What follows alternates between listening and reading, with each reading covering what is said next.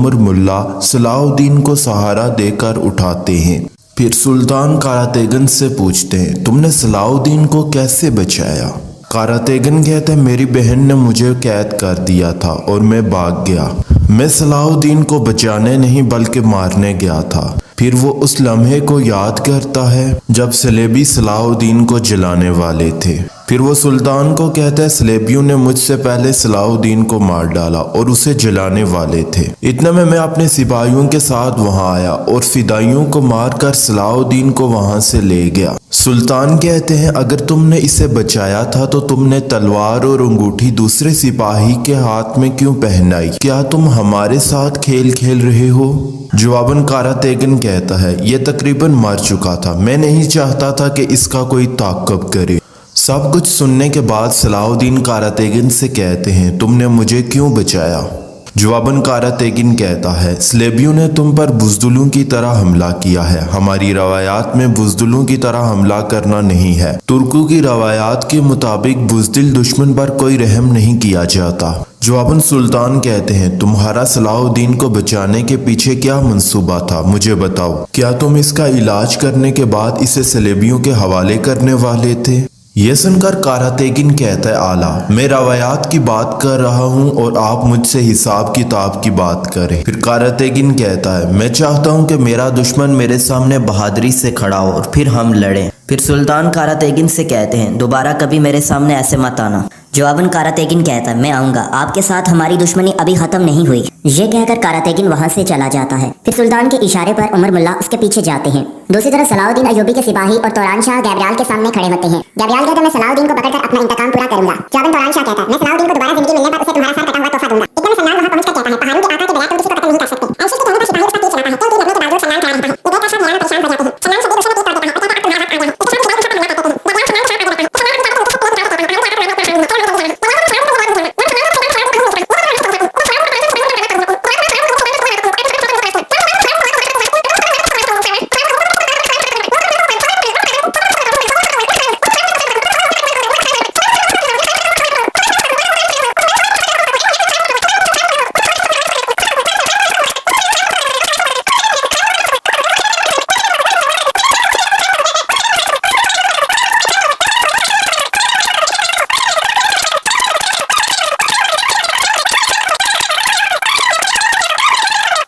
غصے میں تیر کر دیتا ہے، اتنے میں وقت تمہارا حق آ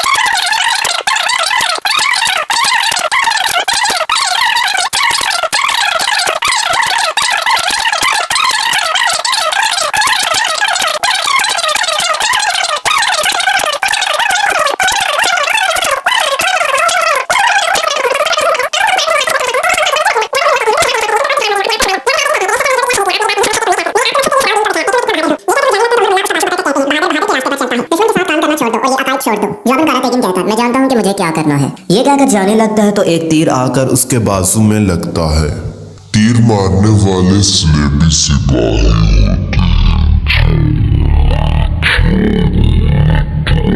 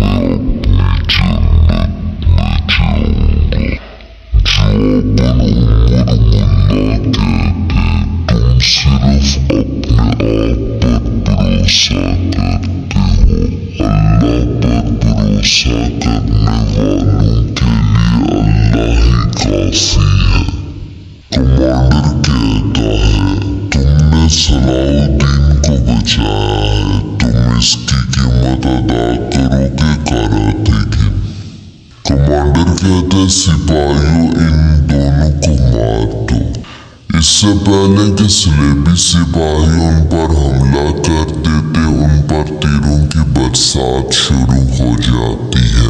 तीर मारने वाले कारातेगिन के सिपाही होते हैं जो आकर सलेबी सिपाहियों को मारना शुरू कर देते हैं।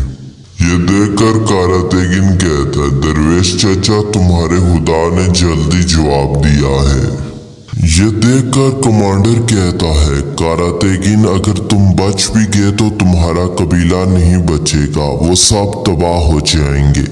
ये कहकर कमांडर वहां से फरार हो जाता है। कुछ देर के बाद वो उन सब को मार गिराते हैं। उनको मारने के बाद कारातेगिन कहता है, वो मेरे कबीले पर हमला करेंगे, हम कबीले जा रहे हैं, जल्दी करो। दूसरी तरफ बोरो कबीले में अस्मत खातून सरदारों से कहती है, अस्कलान में होने वाले जुल्म ने हमें भी तकलीफ दी है, अब मुत्तहिद होने की ज़रूरत है और दुश्मन को शिकस्त देने की ज़रूरत है। हमारे मज़हब का एहलाक है कि हम जंगियों के साथ इत्तेहाद करें, हम अपने मज़हब के लोगों के साथ इत्तेहाद करके काफरों को शिकस्त देंगे। मैंने अपना फैसला अस्कलान की फतह के लिए किया है, इस वजह से ग्रीगोर और गैब्रियाल हम पर हमला कर सकते हैं। दूसरी तरफ ग्रीगोर अपने सिपाहियों के साथ बोरो कबीले की तरफ आ रहा होता है। इधर अमीर मंसूर कहता है, अगर हालात मेरी बेटी को बचाने का ये तकाजा करते हैं तो मैं जंगियों के साथ इत्तेहाद करने के लिए तैयार हूँ। बाहर ग्रीगोर और उसके सिपाही कबीले पर हमला कर देते हैं और तीरों से लोगों को मारना शुरू कर देते हैं। ग्रीगोर सिपाहियों के साथ कबीले पर हमला कर देता है। ये आवाज़ें सुनकर अस्मत खातून भी सरदारों के साथ तलवारें लेकर बाहर आ जाती है। इसके बाद एक ज़बरदस्त लड़ाई शुरू हो जाती है। दोनों इतराफ़ के सिपाही बड़ी बहादुरी से मुकाबला करते हैं। ग्रीगोर चिल्लाते हुए कहता है, किसी को मत छोड़ना, सबको मार डालो। ये सुनकर सलेबी ख़वातीन को हैमों से बाहर निकालकर उन पर तशद्दुद करते हैं और उन्हें मारते हैं। बहादुरी से लड़ते हुए अमीर मंसूर ग्रीगोर का मुकाबला करता है और कहता है, तुमने पहले मेरे बेटे को मारा और अब मेरी बेटी तुम्हारे पास है, मैं तुम्हें नहीं छोड़ूंगा। उनके दरमियान लड़ाई शुरू हो जाती है और ग्रीगोर अमीर मंसूर को जख्मी कर देता है। जख्मी होने की वजह से अमीर मंसूर ज़मीन पर गिर जाता है। ये देखकर उसकी बहन कहती है, बाई बाई। वो आगे बढ़कर सलेबियों का मुकाबला करती है, लेकिन पीछे से आने वाला सलेबी उसकी पीठ पर हमला करता है। इस हमले की वजह से वो भी नीचे गिर जाती है। इधर महल में सलाहुद्दीन अयूबी खड़े हो जाते हैं और सिपाहियों से पूछते हैं, क्या अस्मत खातून और सरदार करारगाह पहुंच गए हैं? जवाबन एल्सिस कहता है, अभी तक खबर नहीं पहुंची। इधर अस्मत खातून और अलबोगे बड़ी बहादुरी से मुकाबला कर रही होती हैं, लेकिन अलबोगे जख्मी होकर नीचे ज़मीन पर गिर जाती है। यह देखकर वो जैसे उसकी तरफ भागती है तो ग्रीगोर उसके सामने आ जाता है और कहता है, तुमने गलती की, लेकिन मैं गलती नहीं करूँगा, मैं तुम्हें काट कर सलाहुद्दीन के सामने फेंकूँगा। ये कहकर ग्रीगोर उस पर हमला करता है। दोनों बड़ी बहादुरी से मुकाबला करते हैं। इतना में पीछे से सलेबी सिपाही उसकी टांग पर वार कर देता है। जैसे ही वो उसकी तरफ पलटती हैं तो ग्रीगोर उन पर वार कर देता है, जिसकी वजह से अस्मत खातून जमीन पर गिर जाती है। ग्रीगोर कहता है, तुम सब तरफ तरफ कर मर जाओगे। ये कहकर वो उससे छल्ली कर देता है और अस्मत खातून जमीन पर गिर जाती है।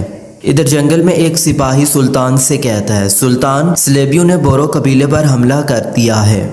यह सुनकर सुल्तान कहते हैं, चलो कबीले की तरफ चलते हैं। दूसरी तरफ जंगी महल में पारस जल्दी से सलाहुद्दीन के पास जाता है और कहता है, बोरो कबीले पर सलेबियों ने हमला किया है, उन्होंने सरदारान समेत सबको मार डाला। सुल्तान नूरुद्दीन वहां गए हैं। यह सुनकर सलाहुद्दीन गुस्से से कहते हैं, अब हमारा फर्ज है कि हम अस्कलान जाएं और सुरैया को वापस लाएं।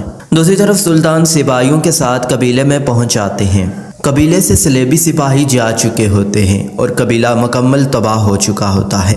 जंगी सिपाही जख्मियों की मदद करना शुरू कर देते हैं। अस्मत खातून को देखकर सुल्तान उनकी जानिब बढ़ते हैं। सुल्तान उसे उठाते हैं तो अस्मत खातून कहती है, मेरा कबीला। सुल्तान उसे हौसला देते हुए कहते हैं, सब कुछ ठीक हो जाएगा।